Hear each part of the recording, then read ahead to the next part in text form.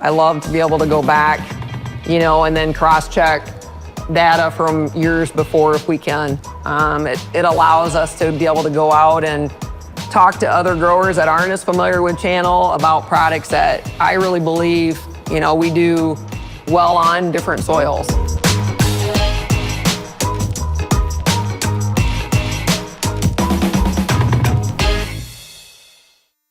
Welcome to Around the Farm, the podcast about all things ag. I'm your host, Tom Versman, and hey, if this is your first time watching the podcast, please like, subscribe, follow us anywhere you get podcasts, ring the bell.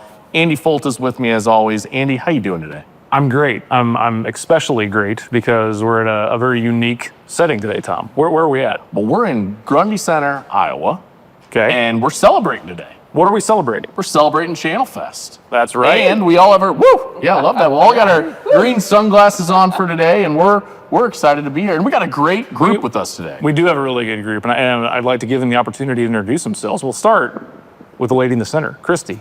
Kristy Lammers. I'm with Lammers Ag, Channel SeedPro in north central Iowa, Parkersburg, Iowa area. We cover about 50,000 acres of channel wonderful soybean and corn, and just excited to be here at the Channel Fest in Grundy Center. Love it. Absolutely. Galen?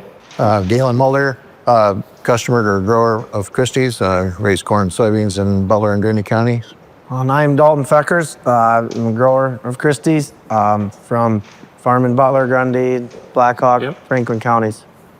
Awesome. Well, hey, thank you to the three of you for joining us today. And we're excited to not only be here to talk with all three of you, but again, learn, Kristy, about your business and to talk about Channel Fest. I mean, a lot of great things going on today. And I know the teams, again, have been working hard to get this all set up. And if you're in the area, I hope we get a chance to see you tonight. So really looking forward to that. Or if you're going to be in York, Nebraska, or at Farm Progress Show in Decatur, we're going to have Channel Fest there as well. That's right. That's coming up too. So hopefully we get a chance to bump into you. By the time this episode rolls, though, it might be a little bit after that. But hey, that's okay. We're gonna keep things going along there. But Kristy, why don't you walk us through a little bit about your business and kind of how you got to where you are today, and then how you and Galen and Dalton have partnered together over the years. We can just kind of dive into it from there. Wow, that's a long loaded question. That's a loaded question. Okay, so 10 years, I believe I am at this point. My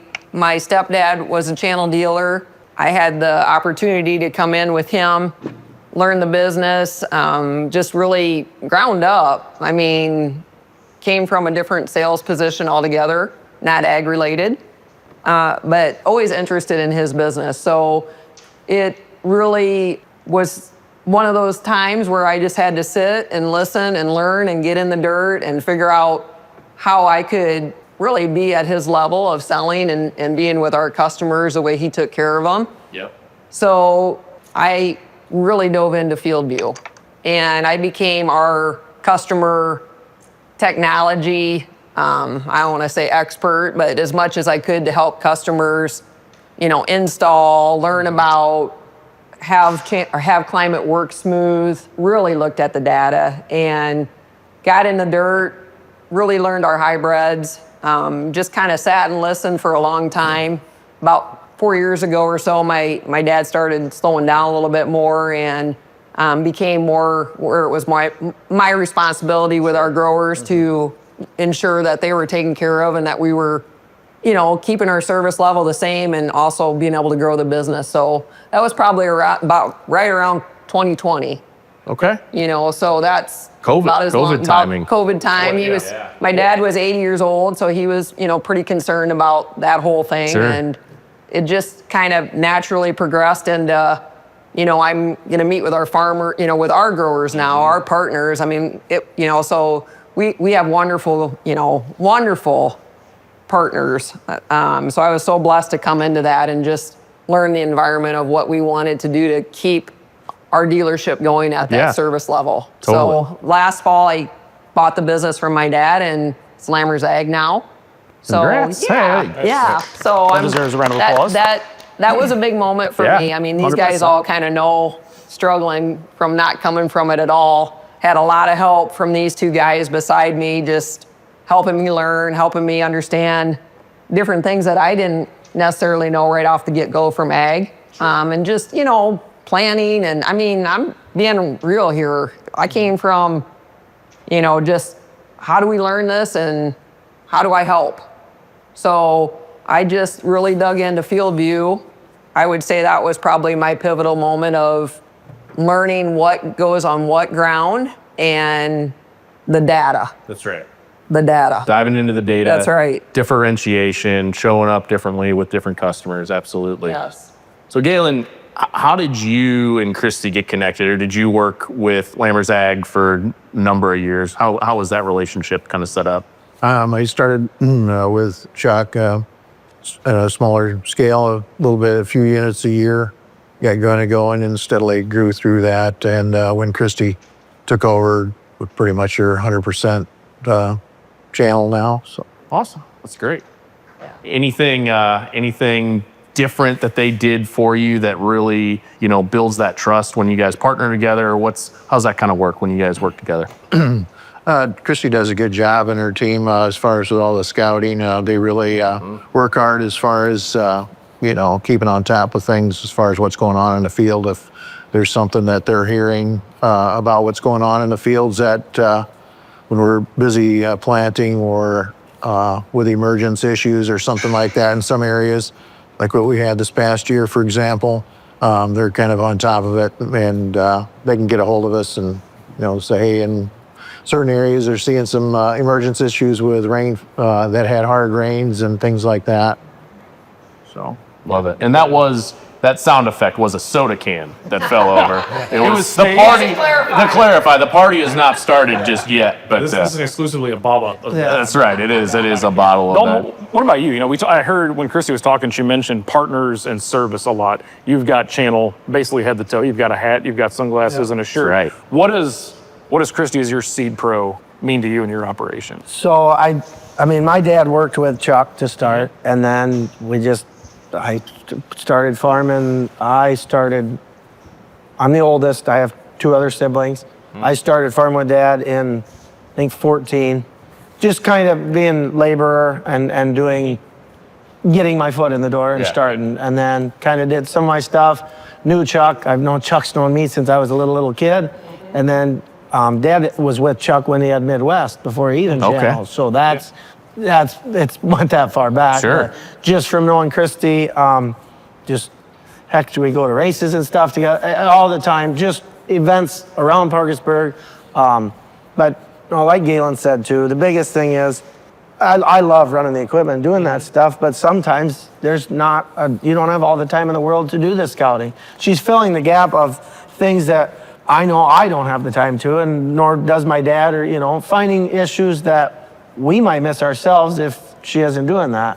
So, and starting with the climate, getting on that, doing different things with that. And, I'm younger, so it seems like the technology, I push for it, but I get it. There's things, everybody wants the cool stuff, and it's different. I love it. I love trying a different aspect, trying things like that, bringing new things to the farm that my dad might not necessarily try, Totally. Do you think, as a little kid, you made a good first impression?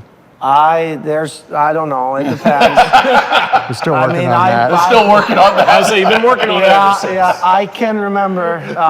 And my grandma at the time ran grain cart. I grew up in the front window of an 8100, sitting on the lunchbox facing backwards in the grain cart. So I have been around it.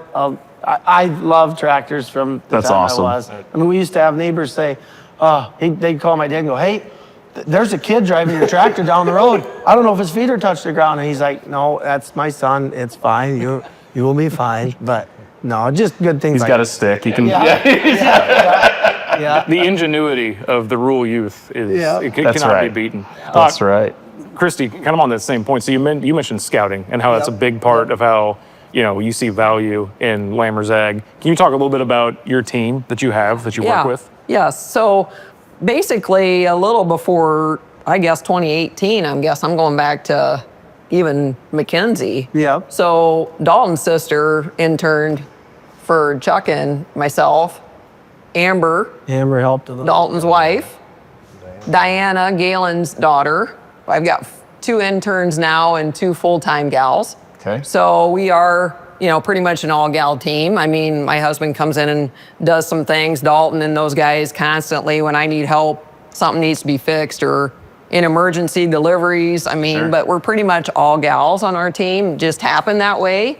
Proud of that. I think we do some things different because of that. Yep. Where we maybe dig into the dirt a little bit more and just want to understand things, how I place products, like they talk about what's going on out there and how we can get ahead of any issues that we're seeing during the growing season. But our scouting is, it's nothing we charge for it at Lammers Ag. It's one of those things where I feel like I'm blessed that we can get in their fields and we can understand what's going on. And the girls care about it. And the girls really care about it. Care about it. That's awesome. You won't find one of them that's like, oh, it's hot, I got to be out in the field. No, they're like, we're out here today. We love it. We have no problem with it. And that's what means a lot to me, in my opinion.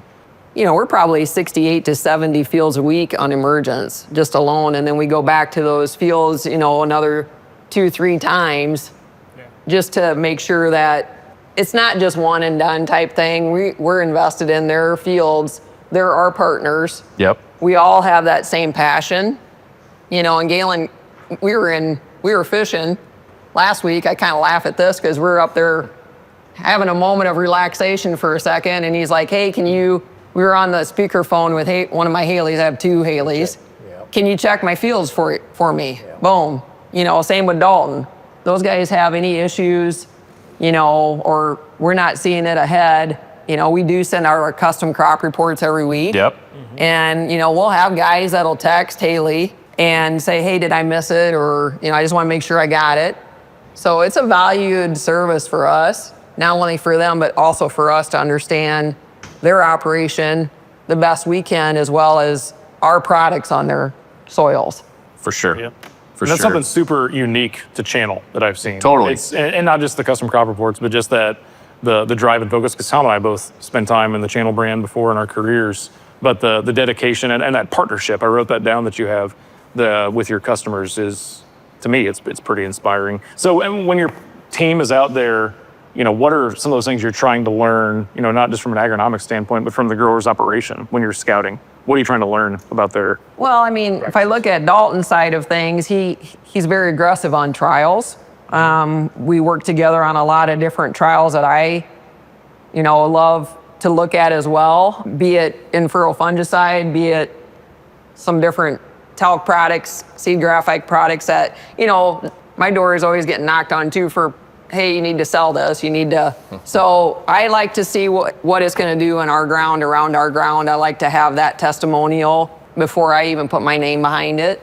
So I think trials huge. I mean, we learn a lot off that. Now, Dalton's history is at least 10 or 12 years in FieldView. Okay. I mean, his farms. Galen's about, you're past 5-6 years at least, if not more. So, we look at that every year and try to say, okay, what worked, what didn't? Yep. We go back 3-4 years and go, okay, was there something else that happened? Is there something that changed in the, in the soil, in the micro, macro, whatever it would be. But, I think that value of, again, just having that and being able to compare is wonderful. We also, Galen does, he's got 2 plots on your farm this year. Dalton always has a plot, 2 plots, whatever. They're very willing to look at the future products. A tough acre plot. Yes, he has a tough acre plot. I'll let him tell you that. We call it tough acre plots because you put corn on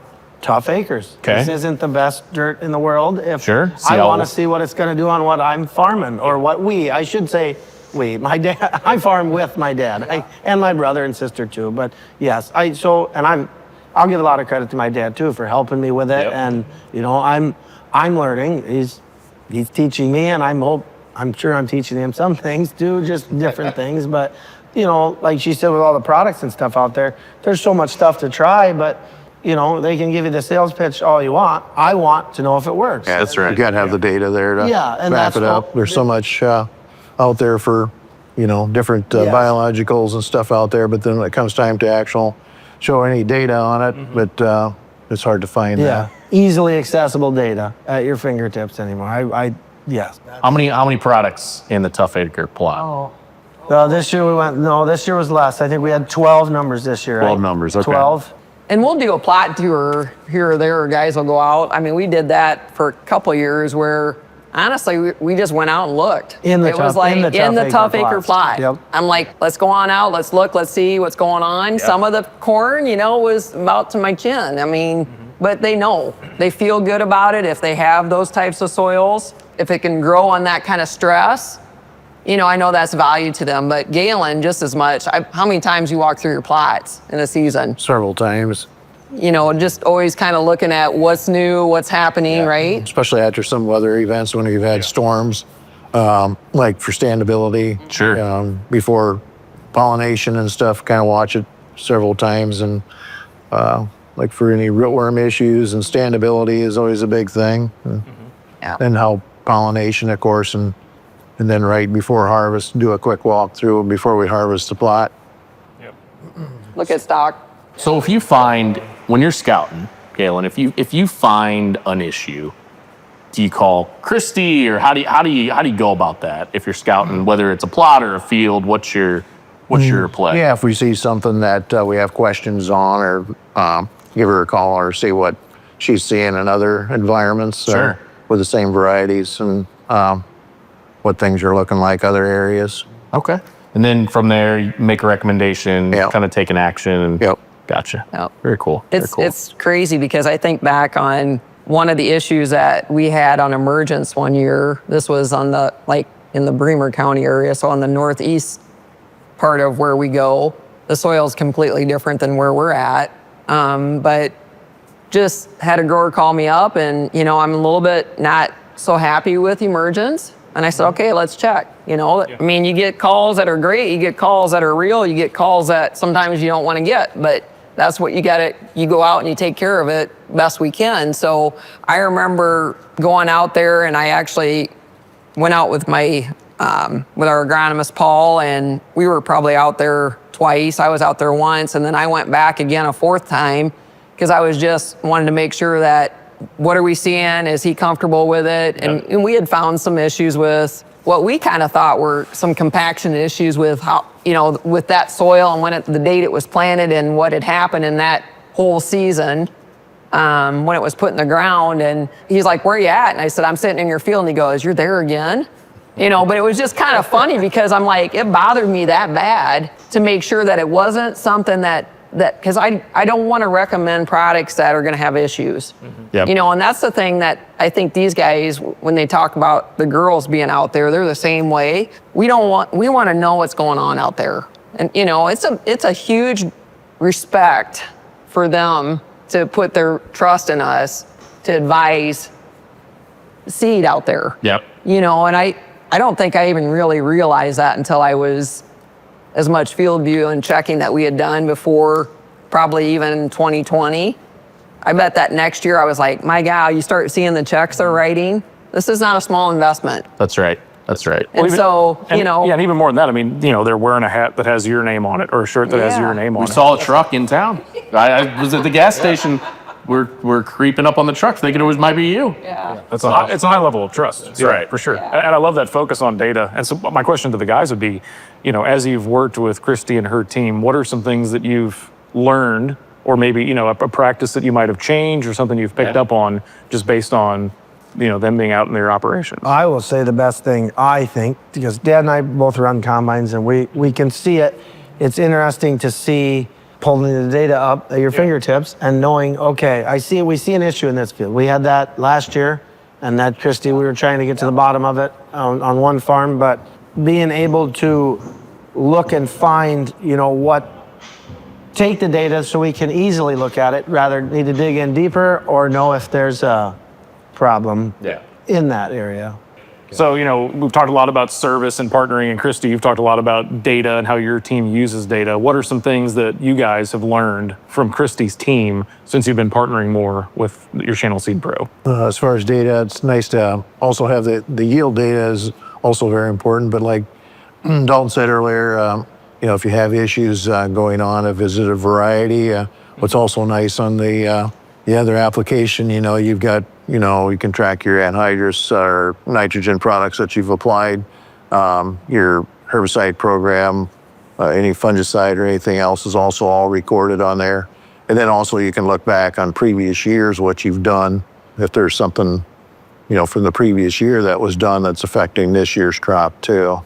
Yep. So Kristy, do you have these conversations with every one of your customers? And how many customers do you have? I do. We have about 70, 80 customers, probably active customers right now. We cover around 50,000 acres. Honestly, invest in climate as a dealer a lot. I don't even charge my customers for, the service of climate as far as the renewal. If it's not turned on, they let me know if somehow I maybe forget to renew it. Sure. But I think what's so important is when you talk about data again, the girls have, since we had so much emergence this year that we went out and scouted, we put together all of the planting data off of climate for their planting rate and what we had found for stand count, and then basically averaged out over 28 hybrids that we had been over 90% on stand. And that's amazing to me. So if you always know me, and those guys will say the same thing, I've always said channel's consistent.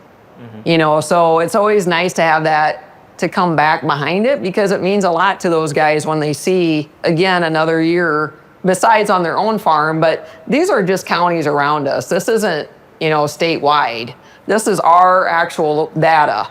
We also put a plot book together for our customers that has channel plots in it, but it's mostly our data, again, of, when we do yield checks out there or our plots, we've got 9 plots that we do. So 3, 4 commercial, and then I do another 5 plots, besides that, just to get the data out 100%. there. Yep. And we always, in FieldView, I know forever we've talked about, tracking every layer every time you go across a field, but there are additional data layers that are missed, like with these, boots on the ground, real-time things. So you're adding even more data than you can generate from a machine into that grower's operation, which is huge. So 70 to 80 customers, plus or minus. How are you, and customer service, I know you've said before, is a big passion of yours. How are you managing to provide the utmost customer service to 70, 80 folks? To me, that's pretty remarkable. It's honestly something I probably could be better at doing myself. Oh, yeah. How are you doing it on the scale you are, especially when you're scouting fields? I know FieldView helps, but there's, a lot of activity that goes into that too. There's a lot of activity, but I think, Dalton said it, Galen said it. I have a great group of team. I got a great team. And, they meet every morning, they do their morning huddle, and they, figure out if there's anything going on. And we have our own, text group that if somebody sees something over here, we're all kind of starting to look for it then. So communication. It's communication. It's passion. Passion. It's Love that. the passion for our growers and for channel. And, if they're not successful, we're not successful. And it's not even, like I always say, I don't need $1 million house. I need to be a great dealer. And that's kind of how I've always just felt. I love what I do. I walk in my building every morning. I'm like, hello. It's like I'm saying hello to just, Love that. And when you get, the other thing I will say is if there's something she can't do or the team can't do, you always ask for help. She will. Yes. She's not afraid to. I'll give you the credit for that one, because you're not afraid to ask when we started the forklift. Yep. The forklift operation with all the girls, I'm gonna say. Yeah. They know it, but it was like, I just really don't feel comfortable running it. Can you help with the fork? I know that's a small thing, but being able to ask for the help when maybe you can't get it all covered is a lot, because I don't do it sometimes in my own operation. But it's nice to have that you won't bury yourself with it. You can help, so you can do good with what you want. Well, and Dalton, I think we were talking earlier too, like speaking of asking for help, you got a big operation here running for Channel Fest that we didn't necessarily know you were behind too. So why don't you share a little bit of that? So I am a new member of the Grundy Fair Board. This was my first fair this year. I had come as a spectator. I raced and do some other stuff, but Sure. I'm very fortunate that they let me get on. And, Yeah. And I love it. I like being way too busy. Sometimes I probably shouldn't, but I enjoy this, and it takes so much for this. We have a great fair board that helps with this and makes it possible. Ryan too I love being a part of it, but I also love giving other people credit for being part of it too, because for an event like this, to what it takes to order for the beer, the food, the organization, and we're very fortunate to have the grounds already set up like this, and they have a very good. Can I just say, it just occurred to me that this is the Grundy County Fairgrounds. Yes. Is this where the Grundy County auction was? I do not From the know. song? I do not know. That just clicked. That is I was like, Yeah, that is a good thing. We should have to think. Might need to do some research on that. I mean, Easton Corbin should probably play that. Yeah, I would imagine. yeah. But can you talk a little bit about the event tonight? Because I mean, how you said all that goes So, into the planning. Yeah, and Channel has been a big part of that with helping set up and everything. I mean, it takes an army to do this. Fair Board Army, as well as Channel Army and other volunteers and everything else. From lining up the music and the stages and boxes. Mike hauled 6 loads of boxes in here to create the. It looks great. The wall How of many boxes are, looks How many awesome. boxes are here? There's 60? I think so. I Yeah. see a few out the Yeah. door there. Yeah. Yeah. So it makes me very happy to see that something like this I'm from Parkersburg area, Butler County, but we're working together and everybody. Yeah. It works. It is so cool to see this come to a small town in Iowa, really close to us. When we were rolling through town, even I was with Jenna Malpe, who's the channel brand manager, and we're looking around. We're like, this town is awesome. There's everything looks nice, everything's clean. We actually took a little detour after we stopped at one of the gas stations, just drive through where some of the houses were. We're like, this is great. And then it's a great community. And then we showed up here and we saw the house up front, and we're like, okay, I think we're in the right spot. And we pulled back, and the whole thing just opened up to the fairgrounds, and it's outside looks awesome. Well, it and looks the incredible. stage says it all. It says celebrating Channel Farmers. That's So, right. I mean, how many people do we think are going to be coming here tonight? Well, I'm not sure on that. It could be 2,500, 2,500, could 3,000, be 5,000, I Yeah. don't know. We've heard a lot of Come them. one, come all. Well, and Maybe. I will speak to the Iowa Channel SeedPro's. We have a great group of SeedPro's in Iowa. If I would, not that our other states aren't great, but I'm gonna pump Iowa. We just do things together. We have each other's backs and help out as much as we can. I'm excited because we got double-decker buses coming. Love it. From the west, where 3 dealers got together and bringing customers. I mean, all of the campsites are pretty much reserved. Yep. Whether that's channel dealers or customers or what have you. I know the hotel in Grundy is full for the next. We know year. too. Yep. We call. Cartersburg is full. So We're told. yeah. So what an event for Channel to be able to just say thank you. Our producer Jake has to stay pretty deep to stay around town. Yeah, he did not call in soon enough. The hotels were selling out. Yeah. So it's a great event. It's something that for Channel we want to just say thank you. Yeah, Because being a partner is a huge thing. 100%. Yeah. And I've got 2 beside me that have seen me go through, basically learning from ground up. And, I've learned from them just as much as me trying to help them place products. But Definitely. it's a partnership. And That's what it is. we might give you crap in a. We might tease you a little bit sometimes or calm her down a little bit, but This would be right. Yeah. It just would not.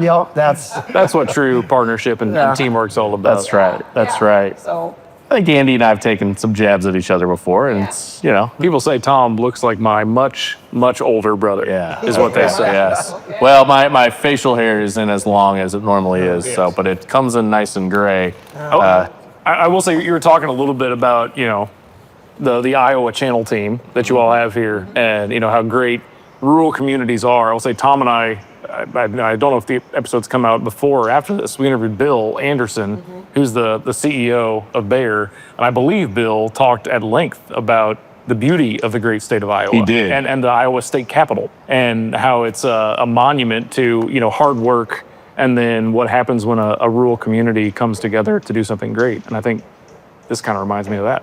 It was, he really had a passion. I will for say the Bill state- went for like 3 minutes about the state Iowa capital state capital of Iowa. which was- So shout out to Bill. Yeah. Right. Yeah. Thanks, Bill. We appreciate it. Because, I mean, We spent some time talking about the great state of Iowa and waxing Great state of poetically, Iowa. But when I look at Iowa in 2026, what gets you all excited for the 26 and maybe even 27 season?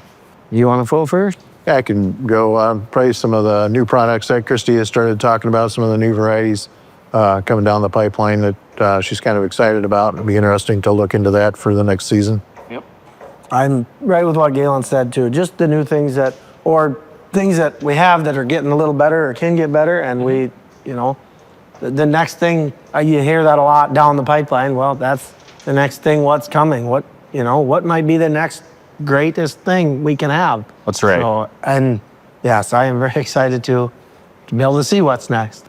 for me, it's what they're saying. Our research and development is amazing. Our hybrids, our continued growth of pipeline, what they're exactly saying, our Pression smart corn system. You know, we continue to expand those acres in Iowa.